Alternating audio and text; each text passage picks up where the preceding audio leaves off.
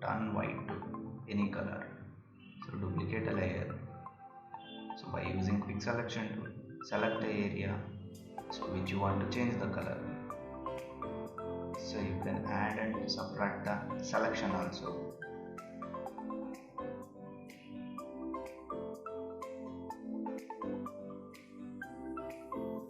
Now you can see I am deselecting the unwanted area.